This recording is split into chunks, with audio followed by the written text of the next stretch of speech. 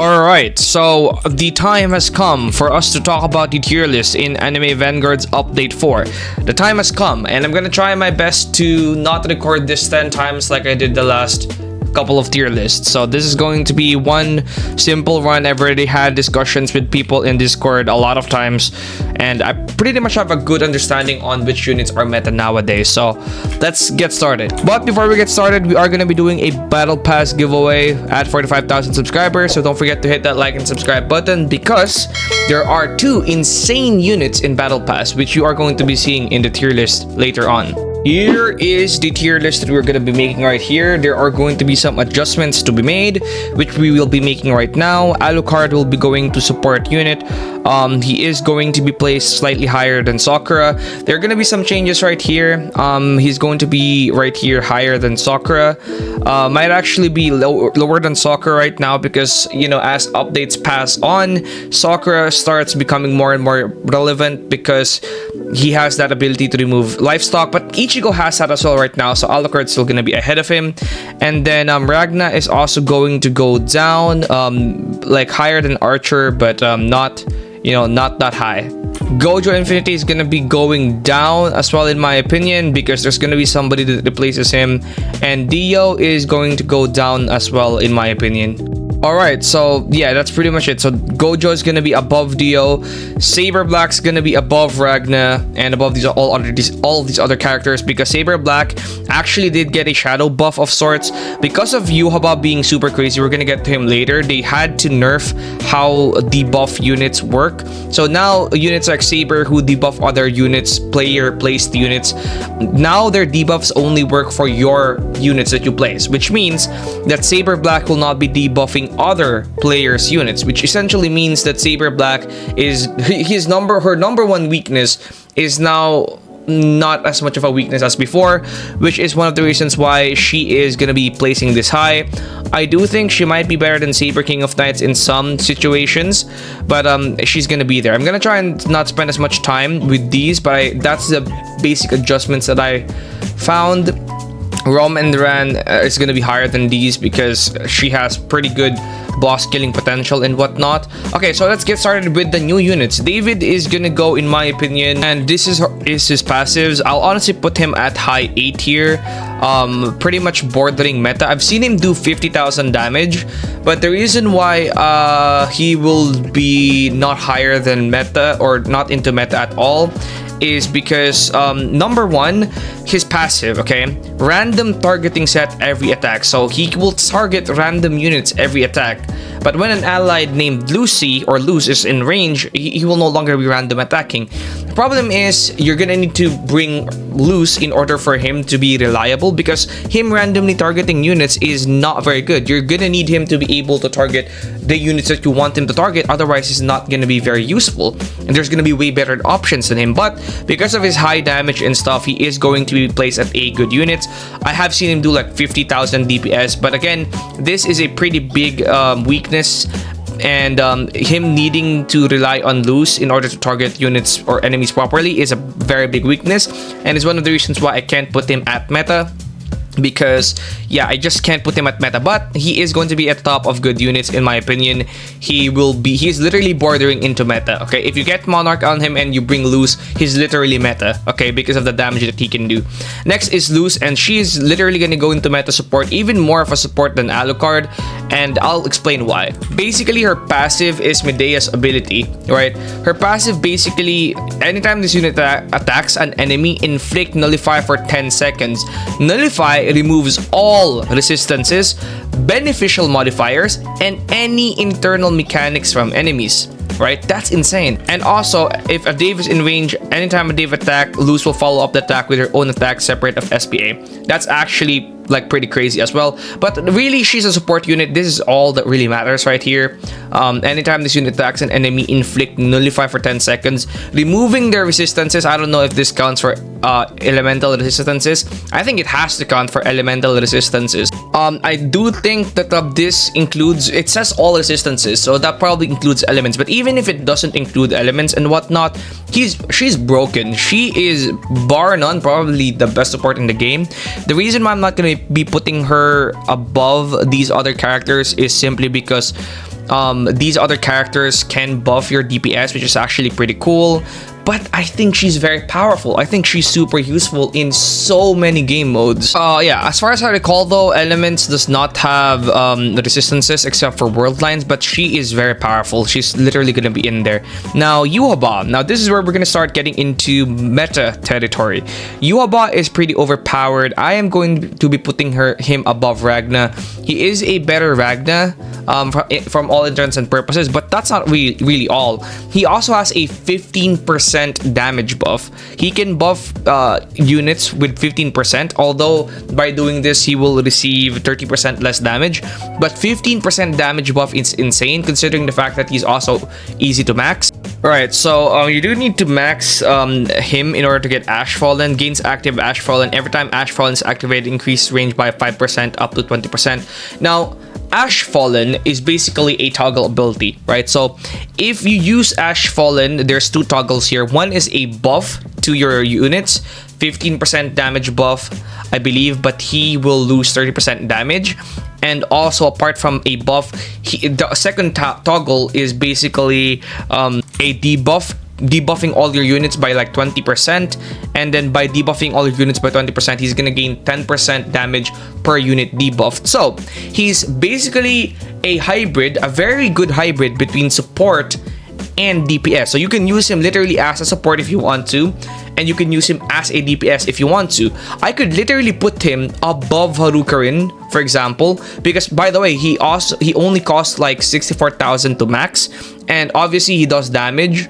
And so apart from the fact that he does damage, he also buffs. So he's a good support, and he's also a good DPS. So instead of putting him at support, I'm just gonna place him really high into DPS. Definitely better than Ragna. I would probably say better than Saber Black as well. You know, yeah, I'll probably put him better than Saber Black because Saber Black, in my opinion, is pretty limited. I don't always bring Saber Black. I do think Uaba is better than Saber Black, in my opinion. But a lot of people might say Saber Black is also better.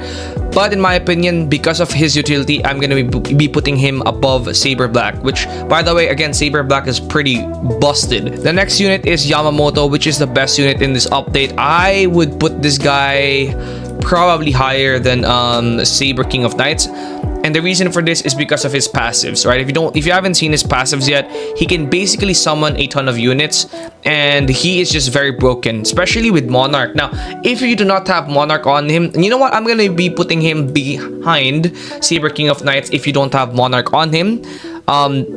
Because he's super Monarch reliant. Okay, he's very Monarch reliant. Without Monarch on him, his summons are gonna be weaker.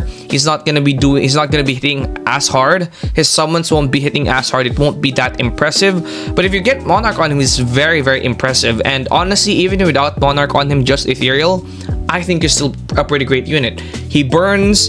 His passive summons a ton of units, and basically his passive works in a way where you kill a unit, he's gonna summon that unit back as his skeleton. So that's pretty overpowered.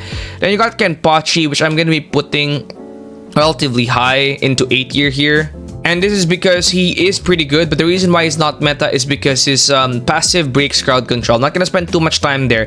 Gizelle is gonna be a support unit, a meta support unit, because as I mentioned Yamamoto earlier, Gizelle's passive actually works in a way where she can buff enemy, or she can buff allied passive summons. Okay, so basically Yamamoto summons, she can buff that by up to 50%. So if a Monarch Yamamoto is doing like 50,000 already per summon, she can buff that by 50%, which is absolutely insane. She can buff any summoned unit by 50%. So Alucard's gonna get buffed as well if he summons. Sung Jinwoo is gonna get buffed as well if he summons. He is he is absolutely insane for summons, but I don't think he's gonna be higher than Sakura in terms of support capabilities. We then now have Ichigo, which I'll be putting higher than Kenpachi. The reason why I'm gonna be putting him higher than Kenpachi is because he is very cheap, around 48,000 to max. He has a mini nuke and he has relatively good DPS, and unlike before where he was reliant on Sakura, he's now not reliant on Sakura, and on top of not being reliant on Sakura, he is one of the only 2 units in the game right now that can remove stock. So she is very good because there's more and more units nowadays that rely on stock. And because he can remove stock, he can actually count as a support unit as well. But I'm going to be putting him right here because again, he can remove stock, which he can count as a support unit. He's a mini nuke and he has tons of potential because of his second passive. Orihime is a support, but honestly, in my opinion, Orihime is literally Orihime is a good alternative, I guess, to Harukarin and these guys right here.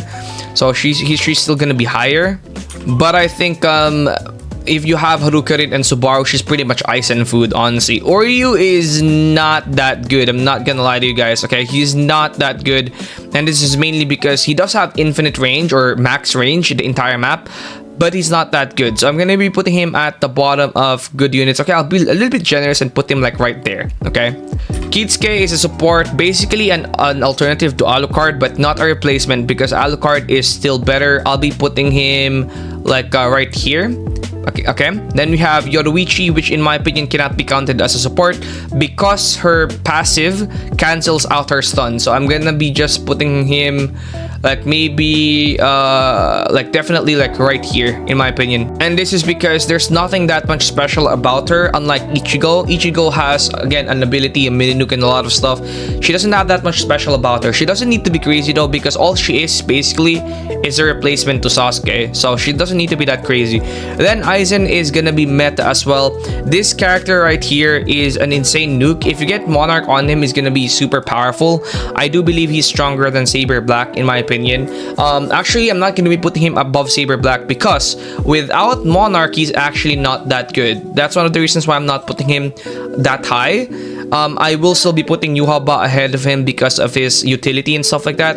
And Aizen is still gonna be like right here because without Monarch, he's really not that good. And also, he is pretty expensive to max out, very expensive to max out actually, like around 350. So you aren't using him outside of Infinite without Monarch, which is a very big limitation.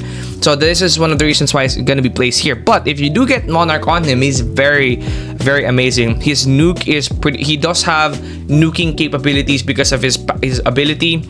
Watch Vault the Professional Showcase on him because it's pretty good showcase.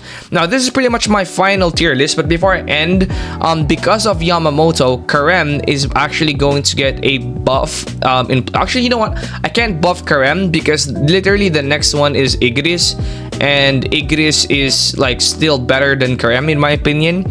But Yamamoto basically makes Karem and Rengoku a lot better, okay? But unfortunately, I can't place them any higher because literally right here, you have Sung Jin Woo and Igris. I will be moving Sukuna much higher though, like literally right here. I still won't be putting him at meta. Some people think he's meta now because of the buff on him. So if I'm wrong on Sukuna because I haven't seen that much about him yet, then put it in the comments down below. But apart from his placement, I'm pretty confident with the rest here. These right here are still one of the best supports. Luce is very insane again. She could count as better than these two right here. Alucard is still pretty good. As you know, because the wounded and the bleed and you know everything about him. So yeah, this is pretty much the tier list. Gogeta doesn't need any explanation on why he's right there. I believe he's literally still broken. Yeah, that's pretty much it. Don't forget to like and subscribe. That's pretty much the tier list that I have right here. If you found it helpful or enjoyable, then consider liking and subscribe because it's 1:46 a.m. right now and I'm still editing this video. And yeah, tier list is out, guys. Hopefully you found it helpful, and I'm not gonna be recording this part. I don't care if it's 20 minutes long or something. Yeah, peace.